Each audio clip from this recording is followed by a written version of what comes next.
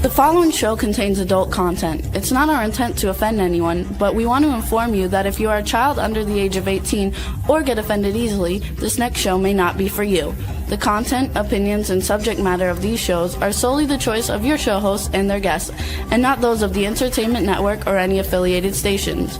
Any comments or inquiries should be directed to those show hosts. Thank you for listening.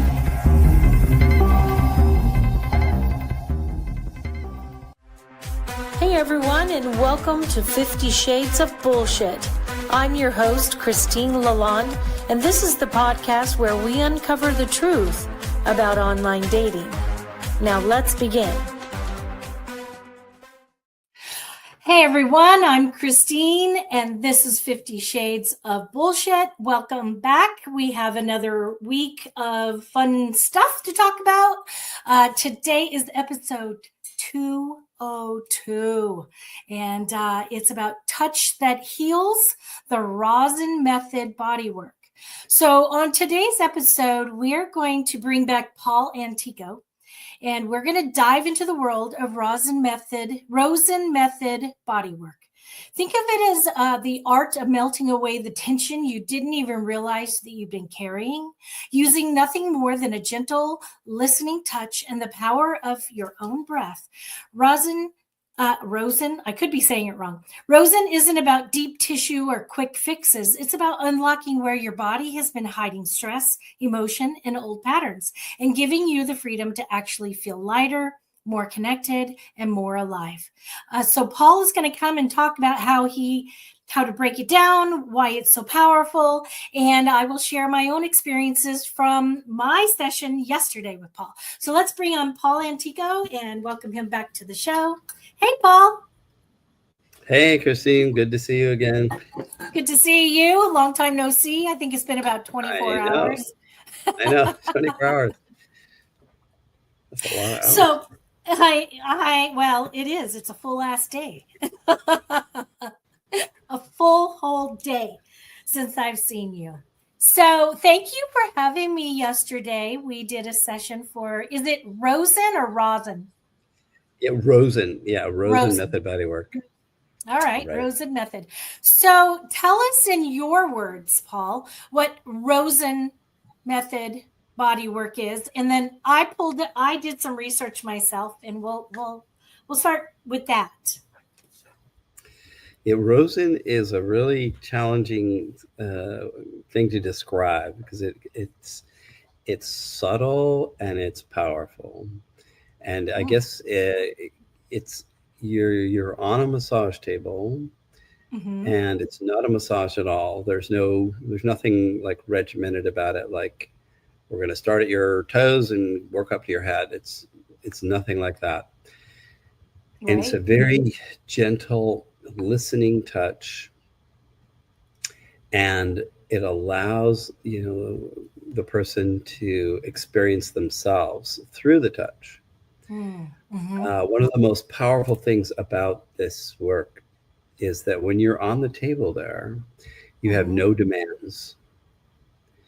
And how often are you in a place where you have no demands on you? You don't have to meditate. You don't have to do this. You don't have to. Very seldom. You're just there. Yeah. So that alone is powerful enough. And then, you have the touch that is attuned and listening touch. So where it's not trying to manipulate. And so it's like in places that we have tension, Rosen, we find some of those places and we might apply a little, gentle pressure. We're meeting the muscle tension that's there. We're not trying to like blast through it or push through it or anything. Right. Allowing the person to really feel themselves. And so people are not often used to the slowness or the gentleness of it. And it's surprising how powerful it can be, just in that environment. Right. And the nature of the touch is also, it's very connecting. And so you tend to feel more held, and seen just from the touch itself. And through that also people tend to feel a little more safe, which in turn will allow things to show up more, because as we, getting into polyvagal theory a little bit, which was, very prominent right now and for a while. Safety is the cure, is how they would say it. And so when we feel safe, which is something we haven't felt a lot of often, it allows things to finally come out. Right. And how can we hold on to that safety? How can we build that sense of safety within ourselves in a felt sense way? Okay. So, that's kind of, again, you can get slightly different descriptions from different Rosen practitioners, but it's in that same ballpark. Well, I did some research and I pulled up the origins, like the history of it, and the theory and philosophy. So let's talk about that. I found that Rosen method was developed by Marion Rosen. She was born in 1914 and died in 2012. She lived 98 years. That's wild. A physical therapist with a deep interest in the mind-body connection.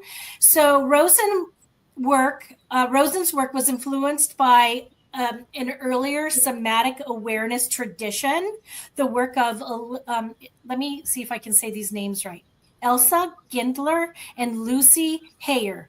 It's like a combination of breath, touch, and awareness. Then I found that in roughly 1983, the Rosen Institute was formed for standard training, certification, ethics, and to maintain the quality in the module of it, and that there are currently centers and training schools all over in many countries. So, do you go to an actual training facility? Are you taught by the Rosen Institute, or how are you getting your training? Yeah, so let me just mention one thing about Marion Rosen's early work in Germany in the early days. She, along with Louise Hayes, was working with clients, the same clients that Freud and Jung and the psychoanalysts of the day were also working with. And the people that got the body work and the psychoanalysis got better faster. Wow. I love that. Better connection. It's like adding that body piece. And, there was a lot going on at that time with Wilhelm Reich. And he was a big one of the earliest somatic people. I love that. Anyway, getting back to your question. Yeah. So there's the Marion, when she came to the United States, settled in Berkeley. And so the Berkeley School is one of the main schools for Rosen, and that's where I go for all my training, supervisions, everything that I need to do. Because Rosen, it's worldwide, but it's sporadic, so it's like in pockets. So it's like in Los Angeles, unfortunately, is where I'm based. There's no. There's one person that comes from Santa Barbara once a month. There's another. I'm still an intern. I've got 33 hours left to go. How many hours do you have to have? 350, so quite a few. Wow, that sounds like more than even the regular physical therapy or massage therapy or any of that. That sounds like a whole lot more than even just your average, pay $50 to $150 to go get a massage. Yeah, I don't actually know the massage requirements in terms of hours, but Rosen is one of those things that you can't learn in your head. You have to learn it by doing, and by transmission almost. You're learning from an established practitioner under their supervision. So that's why it takes the whole thing takes 3.5 to 4 years. It's not a quick process. But it's very appropriate, and it speaks to the depth of the work itself and how you can't just go off in a few weekends like nowadays and get a some certificate in something. Right. And so it's part of what drew me to Rosen was, that it was such a deep process. And also I tend to be a little on the intellectual side. And so this was something that I could not use my intellect to learn. And so I thought, okay, this is good. It's like putting myself in the environment to learn in a different way. I love It's been that. very, very incredible. I bet. I want to tell the listeners a little bit more about this method. So the Rosen method is often framed as a psychosomatic bodywork or somatic awareness practice. Am I right on that? Yeah, that would fit. Okay. Mm-hmm. So it says that the body holds emotional and psychological experiences, especially like the unprocessed and unconscious ones. So the chronic muscle tension, especially around the diaphragm or your core, seems as like protecting against direct feeling of emotions. Is that kind of like something that you're learning through? Yes. So think about the diaphragm and breathing is really an interesting and cool thing. The breath is really important, thing that we look at in Rosen, noticing shifts in the breath or how big your breath is. Yeah. And think about this. If you take a big breath, you're actually taking up more space. And so it's one of the direct ways to think about, do I feel like I can take more space in the world? Do I value myself enough? And am I, fully as present as I can be? Or am I trying to hide, cower, or shrink down somehow? And that's an example of the chronic muscular tension in process. We would tend to pull ourselves in, and we don't necessarily even notice it because it's just our standard way of holding ourselves. Right. So we can become bigger people through bigger breaths. And then what muscles are holding that diaphragm from taking bigger breaths, and what muscles are holding us in a tighter position? So these are things that we look at and work with in Rosen. Well, I also saw that when people hold back feelings like pain, grief, anger, fear, that your muscular tension restricts your breathing and can become habitual in reducing the capacity for introspective awareness. Also, that diaphragm, like what you were talking about, is also like an important like gateway to your breathing, and it's key to what your muscles are doing. And so when you're held or your breath is shallow or you hold it and restrict it, it affects your nervous system.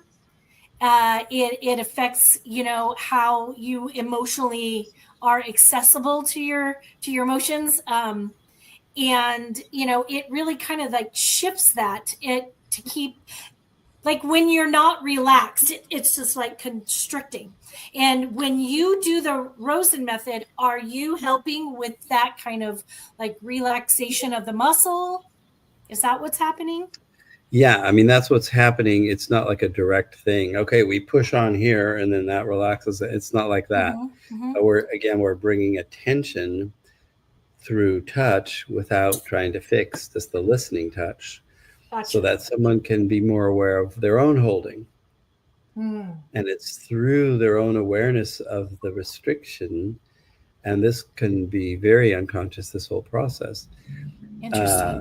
They can learn what if it's okay to let go a little bit more? And thoughts and memories or images can come up during sessions, which is part of, how we've been holding things around that. And Rosen has a talking component to it as well, where we're working with people verbally. And that is not a verbally trying to fix or explain, but it's a more, let's be present with what's going on with you. That must have been very hard when you felt that. Things along those lines that are keeping people where they are in their healing. Interesting. So there were a couple of more points with their theory philosophy of it. Tell me what you think of this. There is the therapeutic relationship, they say is central, that the practitioner provides, and this is what you were just talking about, listening touch which is a non-demanding, non-manipulative, while using verbal reflection or description to support the client in like noticing the shifts in the tension or softening or breathing changes.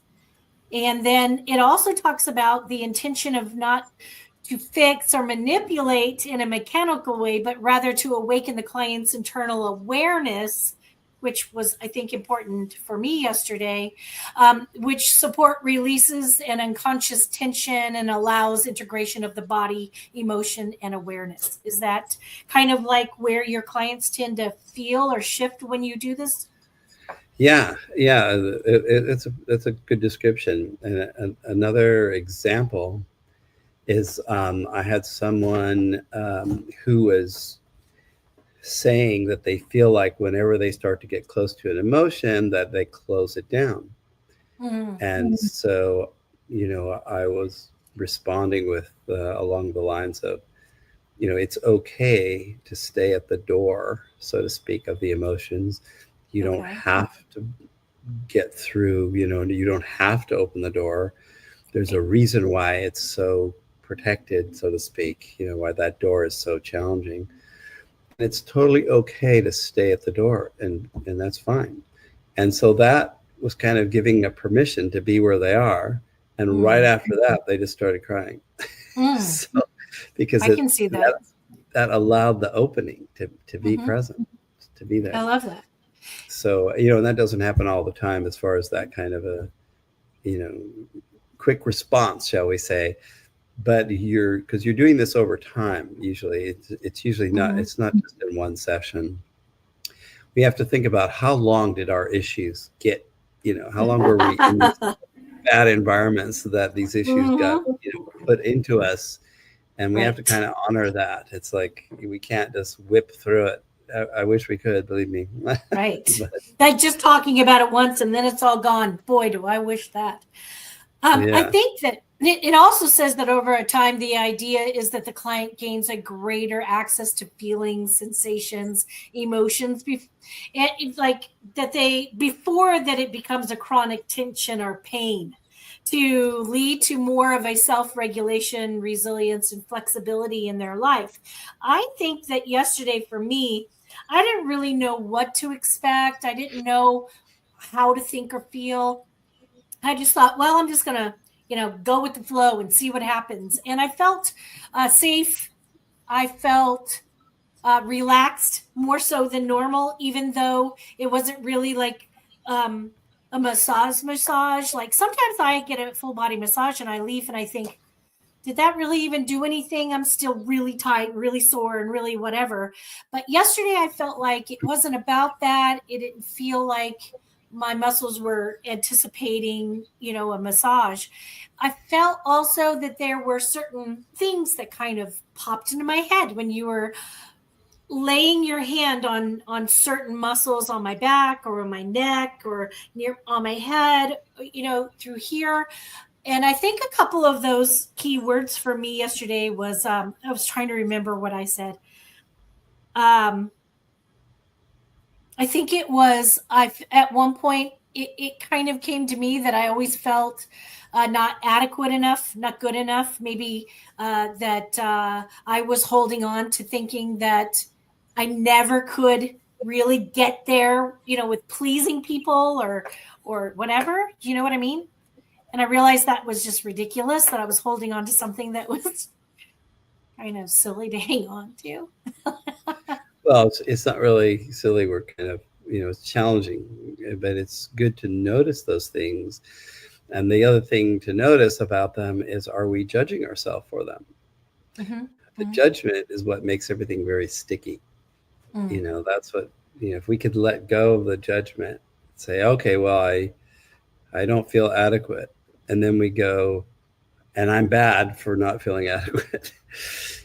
Rather, I don't feel adequate. And how did that get there? And I'm not a bad person. I just feel that way. And most likely we got it from childhood, from people telling us that.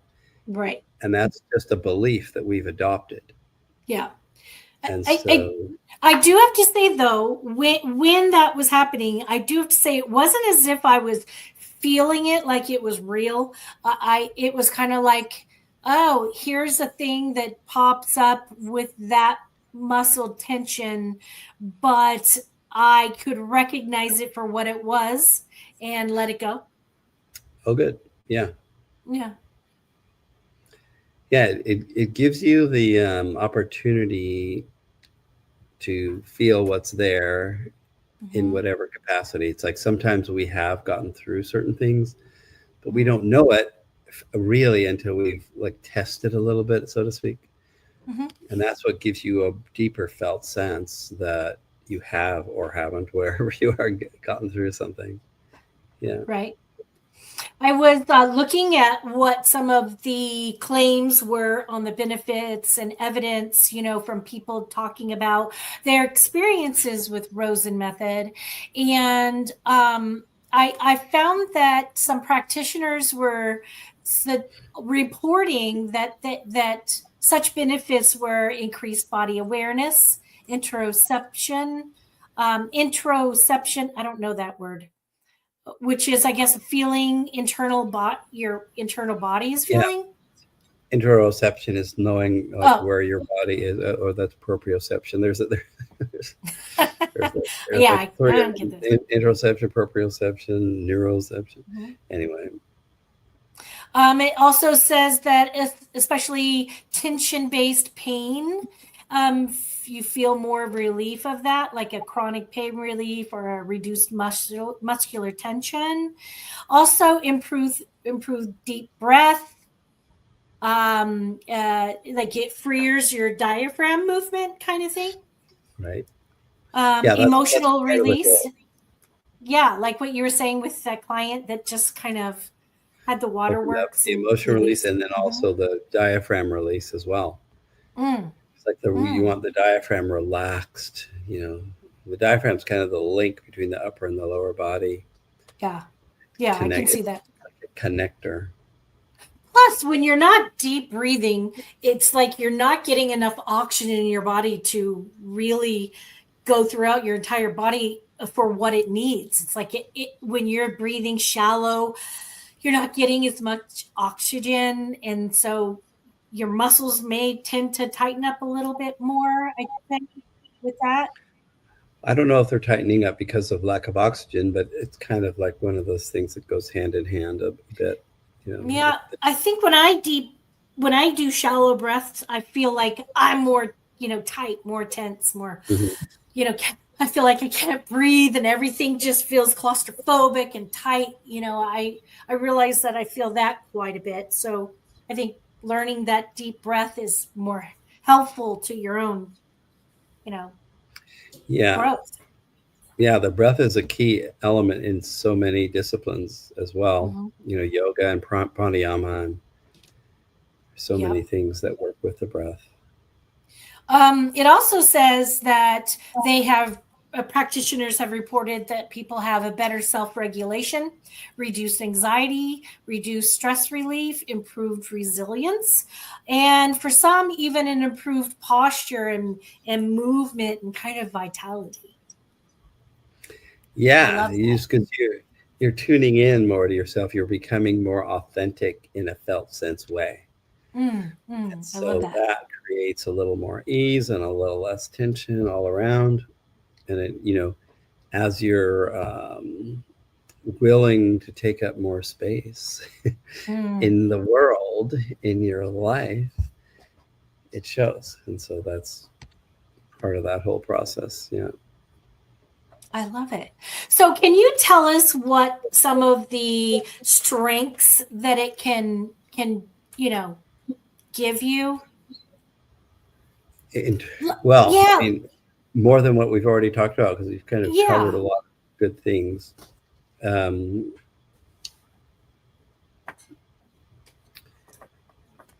So, I mean, it like, makes you feel more in yourself. It makes you feel more yourself, okay. more authentic, as I was just Hmm. saying. Um, Over time, and you also learn to feel your body more, which makes you feel more present in the world. because often we're walking around like just our heads, and we don't even, you ask a lot of people, what are they feeling in their body? And they're like, I don't know, Yeah, because And they're ignoring their body and only staying in their head. Yeah. So you become more present Mm. in a very felt sense way through this kind of work. I can see where it can kind of go hand in hand with breath work. Like if There's a lot someone of is, things that it's compatible with. Yeah. yeah. I kind of like the idea of doing breath work and doing this kind of, in the same kind of vein that maybe one can help the other.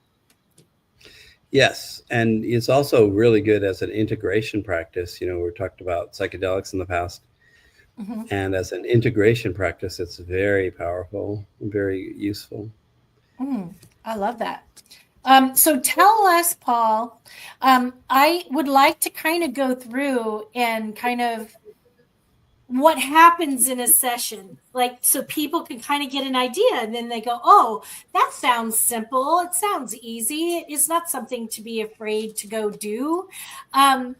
I want to talk about the intake, like what happens when the person first comes in. Well, they would fill out an intake form first on my website, for example. Mm-hmm. So just give me some basic general information. But when they come in, I typically would ask people, is there anything that I should know about physically? Like someone might say, I sprained my ankle or arm or something, or they might have some chronic, something that I should be aware of, like don't touch here or something like that. Right. Extra tender spots. And then I also ask them what brought them here and how did they hear about Rosen? And so give me just some general sense of what they're looking for and what they're here for. And so from there, then I will describe, if they don't already know, the process, which is, we have the massage table. With Rosen, we don't use like a massage table. You'd use the face cradle that you put your face down into. With Rosen, we don't use that. And we primarily don't, your head's turned, because we like to see your face. We want to see a bit of potential reactions, because people can have physiological reactions that maybe they're not as aware of, but that give us some information. For example, like fluttering eyelids, that there's something going on emotionally there, and they may or may not be as aware of it, but it lets us know that maybe we're on the right track with what we're doing. One of those clues. And anyway, so person would be lying on the table. We start face down, and we have people. They're fully clothed or lightly clothed or something like that as well, right?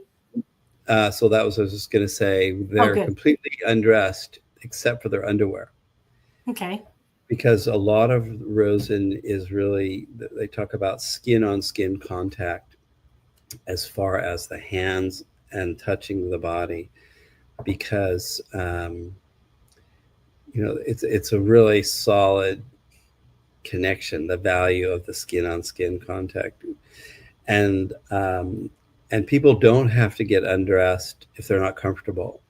So basically what I say is get as undressed as you're comfortable, leave your underwear on. And then, it depends on how comfortable someone is as to how undressed they want to get. So it's totally up to them as far as that goes. We're not doing any, sexually oriented or private part touching at all in any way. So there's none of that. It really has a lot to do with how comfortable someone is where. And if someone says, well, I'm not comfortable, don't touch my hips or my lower back or wherever, really. That's fine. We don't have to, there's no like rules about the rule. The rule is what makes you feel the most comfortable and the most safe. That's the rule. And so, the recommended way is, like I say, without clothes except for your underwear. But again, that's not, a requirement. Right. So from there, then we would, again, start on the stomach. And then that's where, I put my hands on, and I, maybe a little bit of talking. And, at first we're just getting to know each other. If it's a new person, Mm-hmm. I'm getting to know them. They're getting to know me. It takes a while to settle on the table. I mean, that can take 10, 15 minutes or longer, depending. And that's fine. That's part of the process. It's like allowing that space. We don't often allow ourselves that time to be comfortable in a situation or a new situation. And a big part of it is how the whole session is held is part of the person getting to learn that it's okay to be slower. Mm-hmm. It's okay to just be present without Mm-hmm. any demands, and just experience that. Mm-hmm. That's what I liked about it yesterday. Yeah. Yeah. It was great. So from there, at a certain point, roughly halfway through, could be shorter or longer, depending on what's going on. We'll turn the person over onto their back. And then we tend to work a little bit more on the head in that position. Or, we can slide a hand underneath, and still continue with parts of the back, maybe a little bit on the stomach. Right. So it just depends as far as, that's that part of the session. Mm-hmm. And then from there, kind of winds up toward the end and give a little bit of notice. It's like, we're going to end in a few minutes here, or we only have a few minutes left. You give people some warning rather than just all of a sudden, okay, I'm gone. So it can be a little abrupt. So we're, thoughtful about that. And that's, what a session can look like. And you're covered with a sheet, Mm-hmm. as far as, when you're on the table on your back or your stomach. And we pull down the sheet like when we're working on your back, because we want that skin on skin. For women, we have a drape for the breasts, and so we can pull down the sheet, but there's still the drape there. So, no one's uncovered in that way. Right. And that's pretty much what a session, could look like, aside from, the little talking back and forth. Someone could be emoting. Mm-hmm. Some people that have a lot of emotions come up, there can be movement, there can be, involuntary or not, like just twitches or movement. It's all welcome. We like to say that all parts of you are welcome in a session. Whatever's going on, whatever feelings, emotions, thoughts, it's all welcome. We're really creating that safe container to just be with the person as they are. It's funny because yesterday I noticed that when something would pop up, I would kind of chuckle because I'm like, that's still there.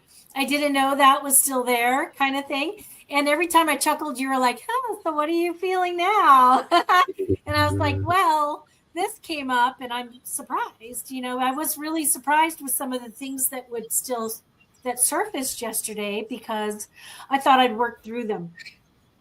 And Right. I guess I don't know, when something like what I think of right now is what you'd said earlier. How long did it take to go through all the trauma? How long have you been holding on to it? It's like, how can you expect one thing to do a fix? Whereas, I've been doing breath work, shadow work, inner child work, talk therapy, somatic therapy. I've done anger management. I've done everything. I've tried everything.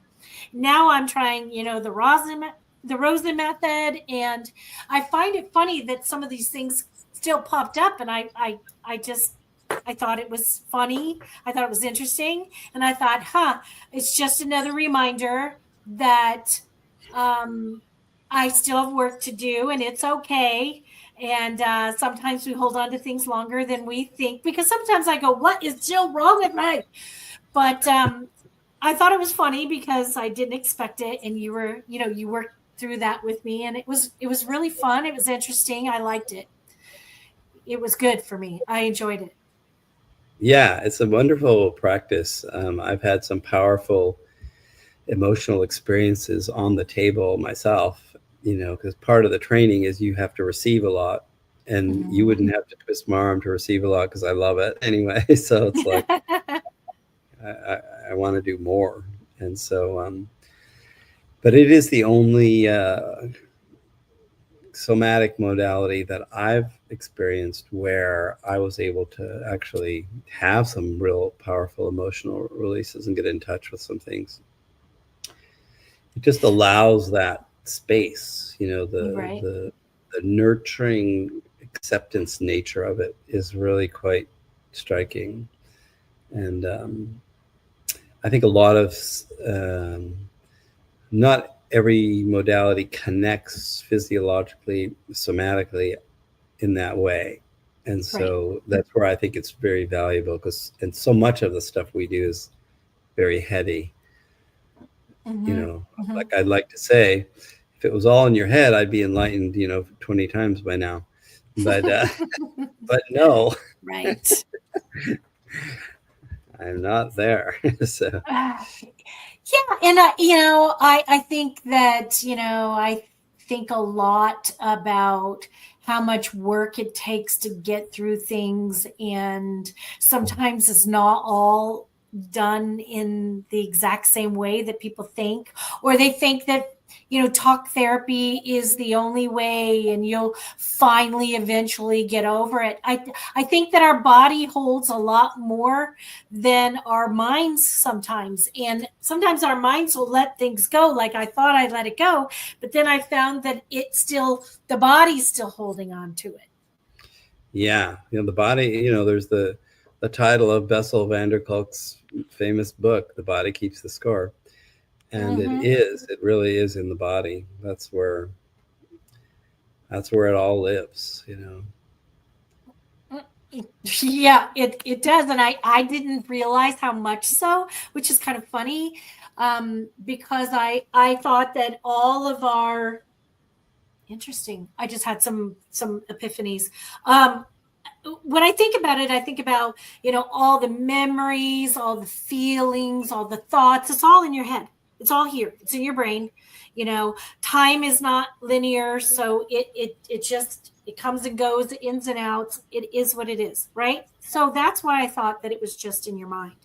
But then, what the epiphany for me is that a lot of the abuse that I've been through, or the trauma in my life, has been physical, not just mental. And so it only makes sense that our bodies hold on to things. And so this is amazing that there's something that people can turn to try to release that. I mean, massage is one thing. Yeah, it massages the muscle, maybe relaxes the muscle for a minute and a half, but it's about releasing what is trapped in there. And I think your mind and your muscles, kind of your whole body just works together. You're one energetic thing. So how can we think that only the mind is going to be healed or only the body needs to be healed? It all kind of has to be healing together. Right? Yeah. And one thing that's really a good way to think about the body stuff is that, when we're really young, they call that pre-verbal. And pre-verbal basically means before you learned how to talk, right? Right. So before you learned how to talk, you didn't know anything. You didn't have any culture. You didn't have anything, but all you have are your feelings and your surroundings. And so if things are happening to you that are not, let's say, things that humans need to grow, appropriately, it gets twisted up into feelings. And a simple example would be, let's say you're hungry and you're not being fed, you're being neglected, let's say. I'm talking over time, not just like one time or something, and then, you would start crying, and then it would be like terror, because all you're knowing is you're hungry and you're not getting fed. And it's painful. And that's like painful terror of death. actually, Mm-hmm. right? From that Mm-hmm. perspective, from someone that doesn't know anything, has no language, doesn't know what's going on at all, Mm-hmm. like we Mm-hmm. know as adults, that's just terror of death. Because Right, it's because like, you don't know if you'll ever get food or right, attention, or right. you don't know if you're alone or abandoned. Yeah, the unknown is can be exceedingly overwhelming, especially in a child. Yeah, it's very powerful. Yeah, Yeah, and it feels like you can feel that right now if I'm I tuning in. know. Yeah. So that is an example. And so when we get that young, we start to, if it happens repeatedly, we shut down. Mm-hmm. And that's when we Mm-hmm. start to, lock ourselves in. And then we start to think that, well, there's something wrong with us. Why are we not getting all this? And it's a Mm. false belief, it's based on our surroundings. And Wow. so when you talk about the body, it's like, Rosen or other modalities that can get into that pre-verbal area, that's where a lot of things can be stuck. Mm. And we don't have the language. We didn't have a cognitive memory of an event. It's just the feeling, because Feeling. our brains don't quite come online until around 4 years oldish, so we don't have that piece. Right. So it's a lot of the felt sense stuff, and that's what's can be in the body, and we don't have a story to go with that particular feeling. Right. Yeah, that's interesting, because our brains do still capture thoughts, feelings, and emotions when we can't verbalize, like you said, as children. I hear kids like cry and need something, and I hear the parent. This is in my building alone. I hear the parents freaking out, yelling at the kid, and I think about that, and I think, oh my gosh, a parent is not only adding on to that trauma by not stopping to try to understand what the problem is and try to deduct what could be the issue and figure it out. Instead, a lot of people tend to just emotionally get distraught and they're irritated with the crying, and they're frustrated with not knowing, so they lash out, and all that does is cause additional trauma to the child who can't verbalize, and then they feel even more deeper unknown processed unprocessed unknown Fear. feelings. Fear. Fear. Yeah. Yeah. Yeah. It's like Sad. the Charlie Brown bubble, when you talk about the parents, or wah, wah, wah, wah, wah. That's, Yeah. and they're just feeling the energy of the anger. And it Right. doesn't even have to be directed at the child, but if there's anger between the parents themselves, that Mm-hmm. energy is like, the Palpable. It's scary. little kid is totally just feeling that, Right. and they don't know what it is or have any words for it, but they're feeling it. And Right. that's, and they're typically, Mm-hmm. not getting soothed. They're not getting held. They're not, that's how we learn to regulate over time, is through co-regulation with our caregivers. And Right. a lot of times that's just not present. No, it's sad. Anyway, but And that's kind of how some of that gets in there, Mhm. gets into your body. It's not just something happened when I was 4, which could still happen, but adds to it. But there's Right. a lot of ways so working with the body basically is important. It's never just in your head. And usually Yeah. what's in your head is some kind of reflection or justification based on what your body's feeling. It's feeling. Yeah. Exactly. Yeah, the mind and body go together. Well, your body can't do shit without your mind. Well, either You way. know, you know what I mean? I mean, think about it. You're with your mind not being able to uh, send the signals to tell your body what to do and not to do, and then your body sending back signals that your subconscious is then just gathering up and making it like this thing. It's not. I do think that it would be amazing if people started to realize that it's just more than just what's in your head, that it is also your body, and that there are ways to work with that. There are ways to try to heal and, I don't know, teach you how to self-regulate maybe, or how to handle things better when you're not like, because if you think about it, fear, what does your body do when your mind thinks fear? It tenses, it tightens, it gets on alert. It's like, wow, you know what I mean? It's like your body and mind are speaking to each other constantly. And so when that happens, and you're not healing your body, your body's still going into your head saying, I still have all these fears, I still have all these triggers, I still have all this trauma. And your head's going, hey, fool, we talked about this, right? So I think it's interesting that people don't put those two things together more often and think that Yeah. if I'm going to go on a healing journey, I should heal my body and my mind kind of Yeah.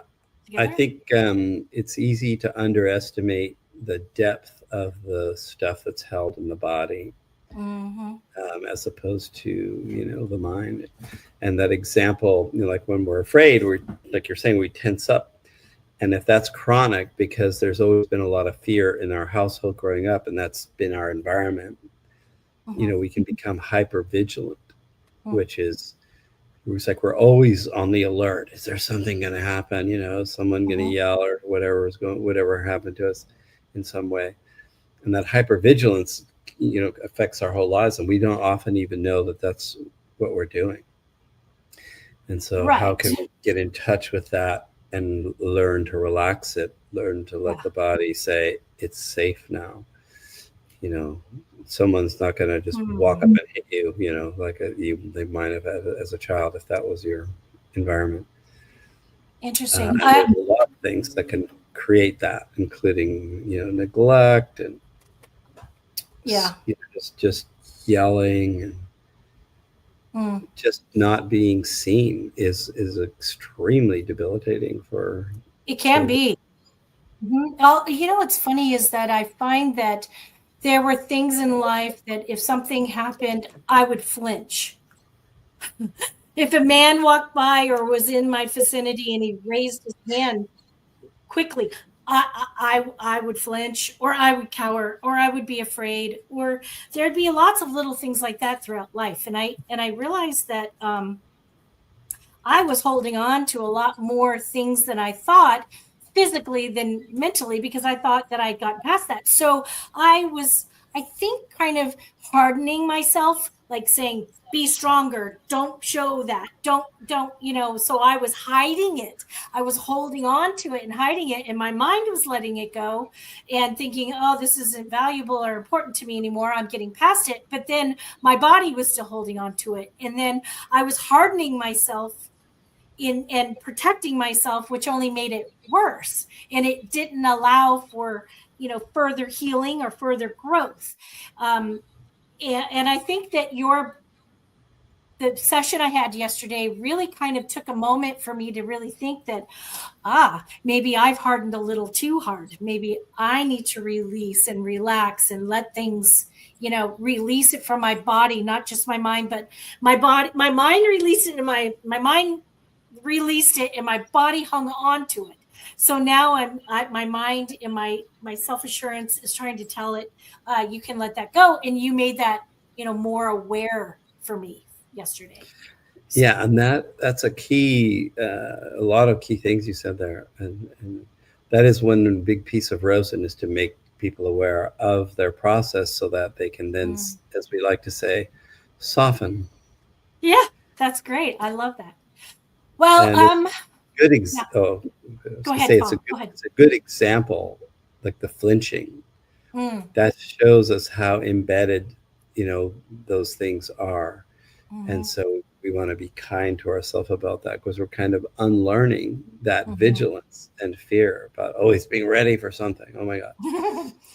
So, I think that's a challenge that I'm working on now, is that not trying to not always be holding on to what's going to happen next to me. Just breathe, yeah. take that deep diaphragm breath, and really just open up and relax.